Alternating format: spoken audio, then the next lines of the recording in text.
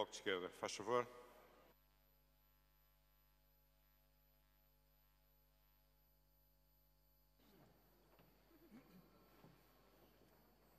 Muito obrigado.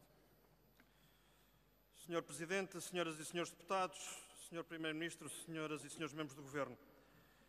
A questão essencial a que um orçamento para 2016 tem que responder é a seguinte: deve manter-se o caminho que a direita vinha seguindo ou deve-se mudar de caminho?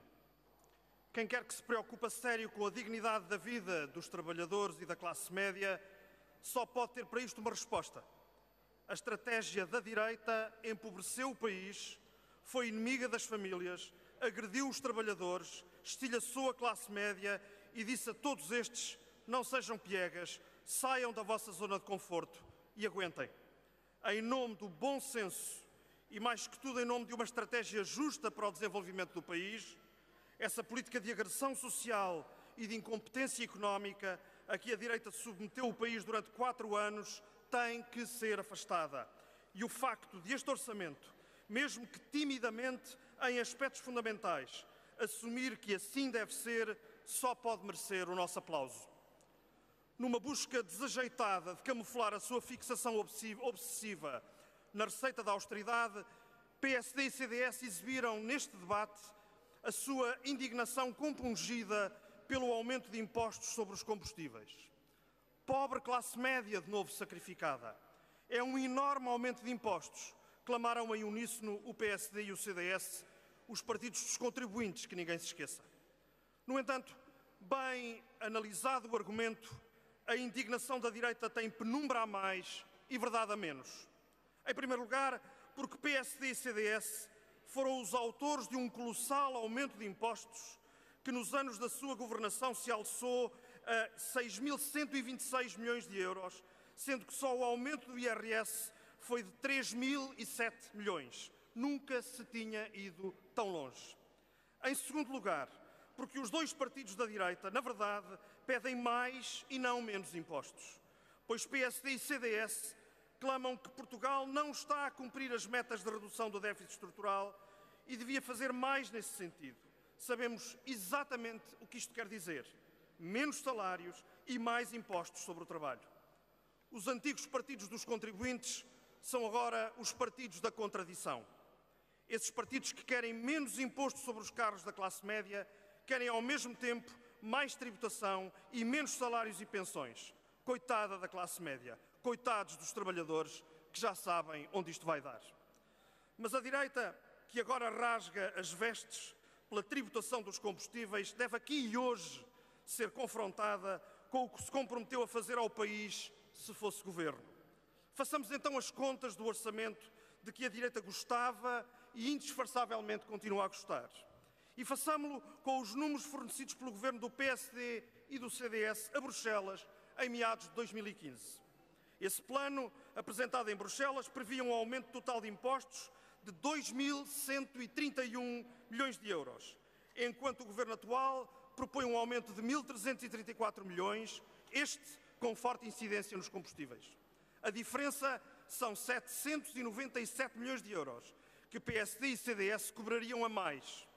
Diante destes números que são os seus, que autoridade tem agora a direita para vir falar da carga fiscal deste orçamento? Mas se formos ao detalhe, fica tudo ainda mais claro. O plano entregue pelo PSD e pelo CDS a Bruxelas carregava mais 740 milhões no IVA, mais 573 milhões em impostos sobre o património, mais 417 milhões em IRS e ainda mais 102 milhões em IRC, só cobrando menos 330 milhões em combustíveis e outros. A classe média que se cuide, portanto, porque com amigos destes não precisa de inimigos. Mas nem só de impostos viveria a agressão orçamental querida pela direita. O orçamento do PSD e do CDS, como se sabe e foi aqui dito neste debate repetidas vezes, não reporia do mesmo modo os salários da função pública, porque devolveria aos trabalhadores menos 225 milhões. Ou as pensões que tinham sido congeladas, afetaria menos 80 milhões. Portanto, ainda reservaria mais cerca de 300 milhões para dar ao misterioso déficit estrutural. Somados estes aos 797 milhões de impostos, a mais do que o orçamento que vamos votar, já se vai em cerca de 1.100 milhões de carga a mais sobre a classe média, cuja mobilidade automóvel a direita tanto quer proteger. Acresce que Passos Coelho prometeu ainda a Bruxelas retirar 1.660 milhões em 4 anos às pensões e reduzir o custo da segurança social em mais 2.400 milhões no mesmo período, 600 milhões por ano. E assim se somam mais 1.700 milhões de euros de agravamento da austeridade por cima do que propõe o governo atual. Eram estes os números do próprio PSD e do próprio CDS. O algodão não engana. A fatura do orçamento que a direita se vinculou a ter para Portugal em 2016 era feita de aumentos de impostos e corte de pensões, afinal a única receita que a direita conhece para a austeridade de sempre. O mesmo PSD e o mesmo CDS que prometeram em campanha eleitoral devolver 35% da sobretaxa, depois passaram para 20% a 25%, depois para 8,5% e acabaram, passadas as eleições, a dizer que afinal não tinham nada para devolver. O mesmo PSD e o mesmo CDS, que são tão competentes a zerar promessas, podem dizer agora o que quiserem sobre as contas do Estado. Ninguém acredita no que quer que digam sobre esse assunto.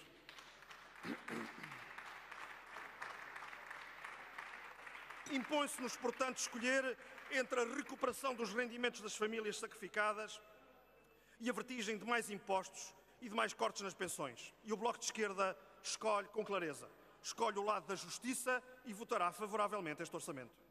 Mas não é apenas pela comparação com o pesadelo orçamental reservado pela direita para o país que o orçamento agora apresentado nos merece um voto favorável. Mais do que isso, este orçamento repõe em rendimentos e sobreviveu às iras dos zelosos guardiões da ortodoxia de Bruxelas, foi o que o acordo da maioria parlamentar foi capaz de garantir logo nos primeiros 100 dias. Aumento do salário mínimo para 530 euros, atualização das pensões em 63 milhões de euros e reposição dos complementos de pensões em 17 milhões de euros.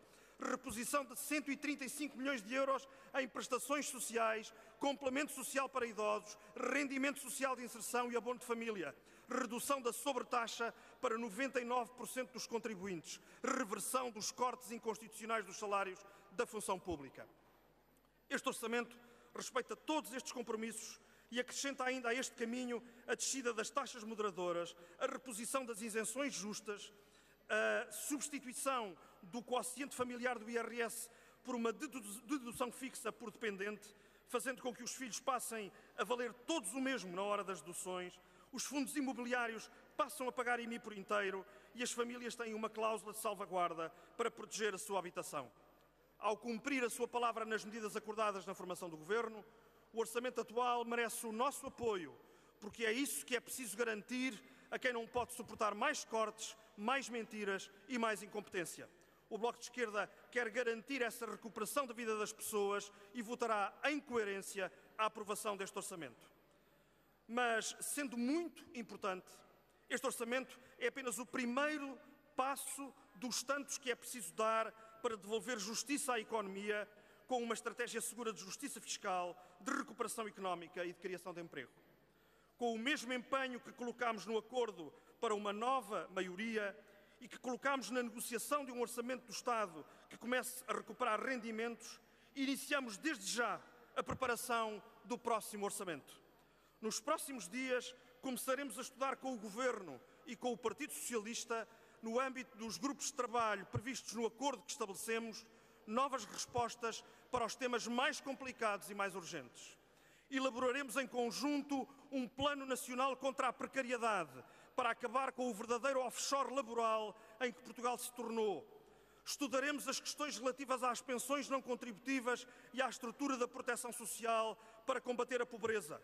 Avaliaremos a sustentabilidade da dívida externa, porque nenhum tema central da nossa economia pode ser ignorado. Continuaremos a trabalhar em propostas para a redução dos custos energéticos.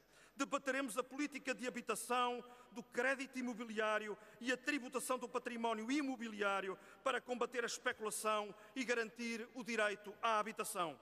E prepararemos alterações da política fiscal, procurando mais justiça, mais redistribuição e mais transparência. Não nos furtaremos a esforços para enfrentar o desafio de construir uma alternativa de desenvolvimento, de emprego e de justiça para o país. Aprovamos este orçamento que repõe rendimentos, conscientes de que precisamos de muito mais no futuro. Nós aqui estaremos para lutar e para fazer todos os diálogos necessários para isso. É isso que o povo nos exige, é isso que faremos, disse. Obrigado, Sr. Deputado José Manuel Pureza. Também não tem pedidos de esclarecimento solicitados. É a vez do